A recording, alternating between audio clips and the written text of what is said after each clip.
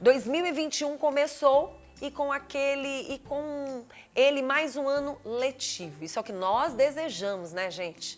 Online ou presencial, enfim, os pais têm que acompanhar a rotina de estudo dos filhos. E pode ser uma tarefa árdua. Pode não, é. Para tirar as nossas dúvidas e dar dicas de como lidar com essa questão que muitas vezes deixa a gente assim de cabelo em pé. Nós chamamos a professora Luana Camargo, muito simpática, hoje no dia do riso. Olha que sorrisão lindo! Tudo bem, Obrigada, professora? Obrigada, Vanusa. Bom dia, tudo bem? Seja bem-vinda aqui ao nosso programa, Luana. Luana, primeiro, começar falando que vocês estão de parabéns pelo trabalho de vocês. Eu acho, assim, que se antes os pais e as mães não tinham essa consciência do quanto é importante você levar um filho para a escola, do quanto é importante você valorizar uma professora que está lá dando aula para o seu filho. Ela está com o comportamento do seu filho muitas vezes inadequado, está com o comportamento do seu filho muitas vezes tendo dificuldade no aprendizado. Às vezes ele vem com problema familiar, vem com problema conjugal, chega cheio de traumas e tudo isso quem recebe é a professora. Então, assim, hoje nós observamos que aquelas horas que o filho ficava em sala de aula e que hoje a mãe tem que trabalhar, as mães modernas são assim, muitas não estão mais com seus cônjuges, então estão vivendo como pai e mãe dentro de casa. Tem que trabalhar, tem que dar o sustento, tem que dar amor, tem que dar lazer e tem que ensinar. E muitas vezes a gente sabe que isso não é fácil. Você não pode muitas vezes sair de casa e para ir trabalhar e escolher um horário para dar aula para o seu filho. Às vezes não dá certo. Então hoje eu tiro esse momento especial para te parabenizar em nome das demais professoras que a cada dia receberam nossos filhos. E esse ano de 2020 foi um ano para a gente aplaudir esses professores que, além de serem professores presenciais, tiveram que ser professores comunicadores, como nós apresentadores em casa, se virando em mil para poder dar conta de ser também pai, dono de casa, dona de casa, e ainda dar aula para os nossos filhos. Então, parabéns, tá? Obrigada, nós agradecemos em nome de todos os professores, nós que tivemos de realmente nos reinventar nesse cenário de pandemia, de nos tornarmos aí youtubers, apresentadores e continuar com a nossa missão de educar não apenas os filhos de vocês, mas os nossos também, né, de colocar um avisozinho de estúdio, né, Vanusa? Olha, em gravação, não interrompa. Verdade. E ter de lidar com crianças em casa, com o cachorro, com o carro do lixo, da fruta, não enfim. É fácil. Então, nós tivemos de lidar com todas essas dificuldades, sim, e foi um ano também de agradecimento. Apesar de tantas dificuldades e agora com essa esperança agora da vacina, mas um ano de muito aprendizado e por isso também de muito agradecimento. Nessa realidade do ensino híbrido, que há tanto tempo ele já vem em outros países, em outras instituições, em outros estados, ela acabou se tornando uma certa realidade no cotidiano de todas as famílias e de todas as escolas.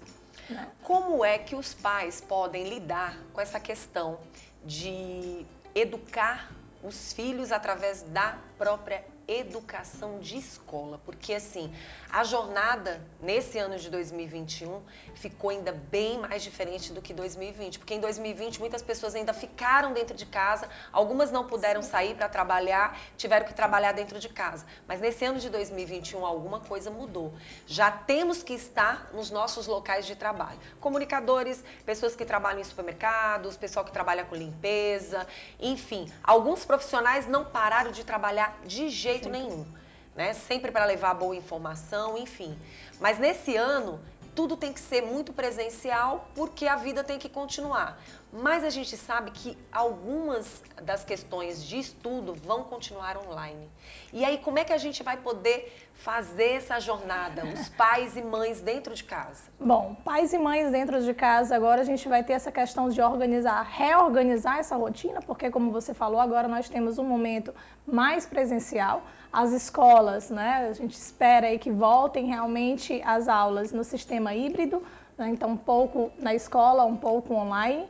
E aí você veio com uma questão importante. O que acontece, Vanusa, não apenas agora no período de pandemia, porque as crianças estão em casa, mas às vezes a dificuldade de o pai lidar com a criança estudando em casa, ela é presente desde os anos anteriores. É verdade. Por quê? Porque o filho, ele tem uma certa postura de desafio quando ele está diante do pai, diferentemente de um aluno. Então, o que a gente aconselha agora, né, organizar horários para que tenha um momento, na verdade, de lazer, sabe, entre pai e filho, de conversa. Ah, Luana, mas chega, né? A gente já teve uma overdose de momentos familiares. Não, gente, momento familiar nunca é uma overdose. Não, e eu concordo plenamente com o que a professora Luana está falando. Foi um ano muito estressante, não foi um ano de lazer. As nossas crianças estão em casa querendo muito voltar para a sala de aula. Então, a gente pode agora, nesse momento, procurar espaços que ofereçam a vocês a mesma segurança que vocês sentem ao enviar o filho para a escola. Né? Então, se você tem um espaço em que você pode enviar o seu filho, Luana, é que eu realmente trabalho o dia todo, como você falou. Quando você chega em casa, Vanusa, você não quer estar estressada para receber o seu filho e ainda impor limites naquele momento.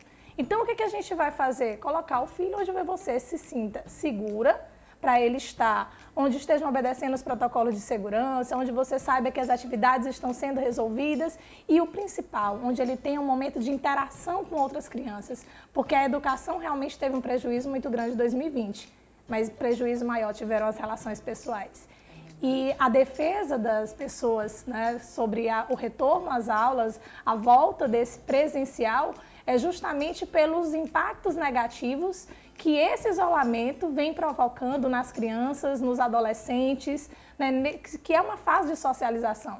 Nós somos seres sociais, isso é fato, né, mas a criança e o adolescente, ele precisa ainda mais desse contato, ele precisa ainda mais dessa vivência. Então, proporcionar isso agora em um espaço onde os pais se sintam seguros para essa criança estar e que ele chegue em casa com a tarefa, a atividade realizada, né, com o consciente do conteúdo que está estudando, porque vai ser um ano realmente de recuperação. Vai. Né, teremos aí 2 anos em um. É verdade. Vai ser um ano de recuperação, mas sobretudo que ele possa também vivenciar, que ele possa interagir com os outros de maneira segura. Então, o governo do estado tem um protocolo de segurança e alguns espaços obedecem a esse protocolo. Então, se você se sente seguro, a dica é essa. Né? Não dá para administrar tudo em casa? Ok. Nessa hora eu brinco, né, com a palavra terceiriza, eu não te julgo por isso. Eu também sou mãe e sou professora. E como mãe, na hora de ensinar as atividades, na hora de aliar ao meu trabalho online, eu tenho tido muita dificuldade. E existe uma dificuldade também, porque por mais que você diga que não, às vezes até aquele estudo do seu filho, você não está mais, naquele momento você não está preparado para ele. E o preparado não só em conhecimento científico, mas principalmente o preparo emocional. Emocional. Porque você tem 1001 coisas para resolver na sua cabecinha, porque é diferente. Um professor, ele vai para a sala de aula, a missão dele é a aula. A missão dele é estar com seu filho em aula. Então, ele sabe que a missão dele, amorosa e profissionalmente, está ali. Mas quando você está dentro de casa, a sua missão é 1001 coisas ao mesmo tempo. Fazer almoço, cuidar, dar atenção para marido, limpeza da casa, organização, porque a gente tem que ser realista. Estamos vivendo numa época onde não é tão fácil assim ter uma pessoa dentro de casa para estar cuidando do seu lar. Você tem que se submeter a isso. Muitas vezes a mãe chega correndo, ou ela parte para uma quentinha, ou ela parte para fazer um almoço em casa rapidinho. Então ela tem que se desdobrar em 1001 situações. Não é tão fácil assim, fora os problemas, as preocupações, com contas para pagar, com um trabalho a realizar, porque a empresa não quer saber.